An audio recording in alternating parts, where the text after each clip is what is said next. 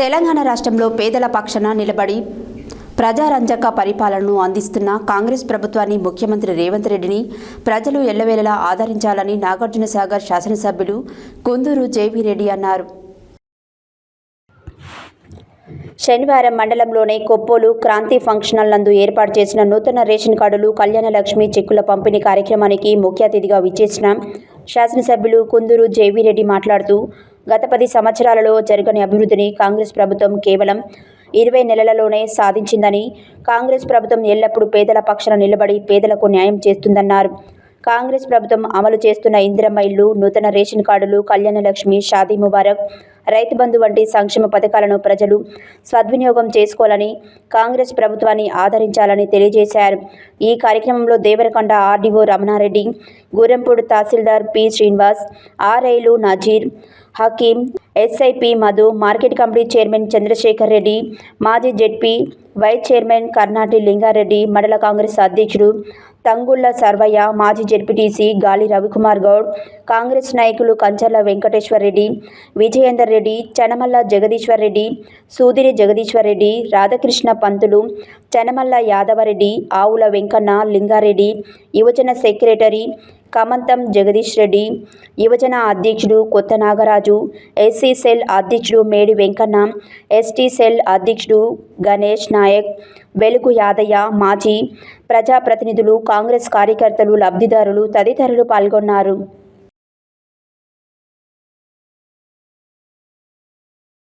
నమస్కారం. మీ అందరికీ తెలిసిందే,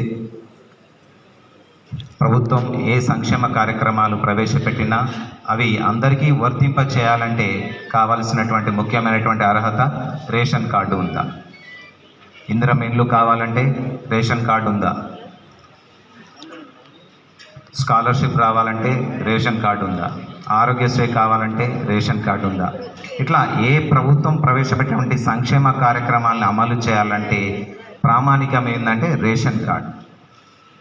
దానికోసం చాలా కాలంగా చాలామంది అర్హులైనటువంటి ప్రజలు ఎదురు చూస్తున్నారు. అందుకనే ప్రభుత్వం ఏర్పడిన తర్వాత ప్రజాపాలనలో భాగంగా వివిధ గ్రామాలలో గ్రామ సభలు పెట్టి మీ దగ్గర నుంచి రేషన్ కార్డు కావలసినటువంటి వారి నుండి దరఖాస్తులను స్వీకరించడం జరిగింది. గ్రామ సభలే కాకుండా మళ్ళీ ఈ ఇటీవల కాలంలో చేపట్టినటువంటి సర్వేలో కూడా ఎవరైనా రేషన్ కార్డు లేకుంటే వారి వివరాలను కూడా తీసుకోవడం జరిగింది. కుందూరు జేవీ రెడ్డి గారికి మరియు మాజీ ZP vice chairman Karnati Lingareddy గారికి, Haliya market committee chairman Tummalapalli Chandrashekar Reddy గారికి, జెడ్పీటీసీ రవి గారికి, సర్వయ్య గారికి మరియు ఆర్డీఓ గారికి, మరొక వేదిక పైన ఉన్న పెద్దలందరికీ నా హృదయపూర్వక నమస్కారాలు తెలియజేస్తూ, మన గుర్రంపూడి మండలం ఈరోజు ఈ కార్యక్రమానికి రవి చక్కగా వివరించిండు. మన గుర్రంపూడి మండలం ఎప్పుడు కూడా కుందూరు కుటుంబానికి ఎల్లవేళ రుణపడి ఉంది. మండలాన్ని ఏర్పాటు చేసిందే జానారెడ్డి గారు. మన మండలం జానారెడ్డి గారు ఆ రోజు తలుసుకోకపోతే గుడిపల్లి మండలం అయ్యేది, మన మండలం అయ్యేది కాదు. మన మండలం ఏర్పాటు చేసింది జానారెడ్డి గారు. మరియు జానారెడ్డి గారికి కూడా మనందరం చక్కని వారసుని, మన అభివృద్ధి కొరకు, తన కుటుంబ ఆస్తులకు వారసుడు కాకుండా మనకు వారసుని ఇచ్చిన వారికి అన్న బియ్యాన్ని పేదవాడు కూడా తినాలంటే ఉచితంగా వాళ్ళకి ఇస్తేనే తింటారు అనే ఒకే ఒక ఉద్దేశంతో కాంగ్రెస్ పార్టీ ప్రభుత్వం ఉచితంగా సన్న బియ్యాన్ని పంపిణీ చేస్తుండు. మనం ఆలోచించాలి, పేదవాడి ఆకలిని గుర్తించింది కాంగ్రెస్ పార్టీ అక్కడ. అదేవిధంగా మనకు ఇంట్లో కరెంట్ ఉంటుంది, బిల్లు కట్టుకునేటప్పుడు ఏం ఆలోచిస్తామంటే ఎక్కువసేపు ఫ్యాన్ వేసుకుంటేనో ఎక్కువసేపు లైట్ వేస్తానో కరెంట్ బిల్లు ఎక్కువ వస్తుంది, ఎక్కువ వస్తే మనం కట్టలేము, డబ్బుని ఆదా చేసుకోవాలని ఆలోచిస్తాడు పేదవాడు. కానీ ఇక్కడ కాంగ్రెస్ పార్టీ ప్రభుత్వం ఏం ఆలోచించింది, పేదవాడు ఉచితంగా 200 కరెంట్ల యూనిట్ ఫ్రీగా ఇస్తే ఆ పేదవాడు 24 గంటలు కరెంటుని ఆడికి పడుకోవాలని, సుఖంగా నిద్రపోవాలనుకుంటే ఫ్యాన్ ఉండాలి, తెల్లవారు ఫ్యాన్ వేసుకొని పడుకునే విధంగా కరెంటుని ఉచితంగా ఇచ్చింది. అదేవిధంగా ఎన్నో పథకాలు ఇప్పుడు మనకు ఉదాహరణకు బియ్యం సన్న వడ్లను కొనుక్కుంటే 500 రూపాయలు రైతులకు బోనస్గా ఇస్తున్నారు. ఇంతకుముందు ప్రభుత్వాలు ఇట్లా పేదవాళ్ళ గురించి పథకాలు ఆలోచించకపోయేది. మీరు అనుకుంటున్నారు రైతు బంధు లేట్ చేసిరని.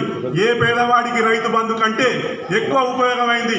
ఒక్కొక్క కుటుంబానికి 30,000 రూపాయలు ఉపయోగమైన పథకాలను ఫ్రీగా పేదవాళ్ళ కుటుంబాలకు ఉపయోగమైన పథకాలను కాంగ్రెస్ పార్టీ ప్రభుత్వం ఇస్తుంది ఇక్కడ. ఎందుకంటే మీరు ఆలోచించాలి, రైతు బంధు ఇస్తే పేదవాడికి ఎకరం అరెకరం ఉంటుంది, కానీ 5,000 10,000 పడుతుంది రైతు బంధు పడితే.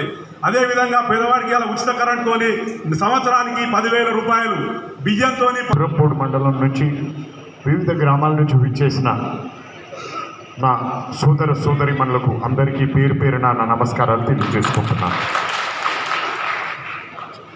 2014లో తెలంగాణ ఏర్పడిన తర్వాత మిగులు బడ్జెట్తో ఏర్పడిన ఈ రాష్ట్రాన్ని 10 ఏళ్ళు పాలించి అప్పుల కుప్పగా తయారు చేసి మీరందరి సహకారం వల్ల మీరందరూ మనమందరం కలిసి మళ్ళీ కొట్లాడి తిరిగి కాంగ్రెస్ ప్రభుత్వం వస్తేనే మన రాష్ట్రం బాగుపడుతుందని, తిరిగి సంక్షేమ పథకాలు అర్హులకు అందుతాయని, తిరిగి అభివృద్ధి బాటలో తెలంగాణ నడుస్తున్న నమ్మకంతో మమ్మల్ని అందరినీ గెలిపించిన మీరు, మీకు న్యాయం చేయాలని 24 గంటలు కృషి చేస్తున్న మన రాష్ట్ర ముఖ్యమంత్రి రేవంత్ రెడ్డి గారికి ఒకసారి మీరందరూ కరతాధ్వనాలతో వారికి అభినందించాలని మమ్మల్ని అందరినీ మనస్ఫూర్తిగా కోరుకుంటున్నాను. అప్పుల కుప్పగా మార్చిన ఈ రాష్ట్రాన్ని తిరిగి గాడిలో పెట్టేందుకు మేమందరం మీ అందరి సహకారంతో ముందరికి కదులుతున్నాం. అందులో భాగంగా గత 10 ఏళ్లుగా ఈ అప్పులు ఏవైతే తీర్పు చేసినో వాటికి వడ్డీలు కట్టుకుంటా, ఇచ్చిన హామీలను నెరవేర్చుకుంటా తిరిగి అభివృద్ధి పదంలో మన ఊర్లను తీసుకెళ్లాలన్న తపనతోని ముందరికెళ్తున్నాం.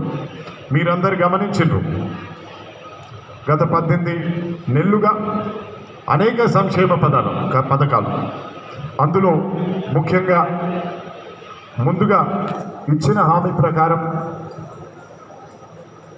మహిళలకు ఉచిత బస్సు ప్రయాణం. ఇక్కడున్న ప్రతి ఒక్క మహిళ కూడా ఆ పథకం వల్ల లబ్ధి పొందిన వాళ్ళే అని నేను భావిస్తున్నాను.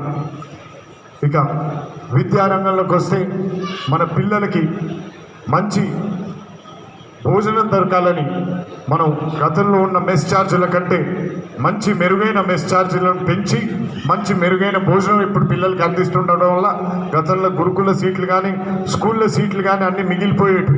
కానీ ఇప్పుడు మన భోజనం కానీ మన వస్తువులు కానీ ఏవైతే ఉన్నాయో స్కూళ్ళను చూసి ఇప్పుడు ఈ సంవత్సరం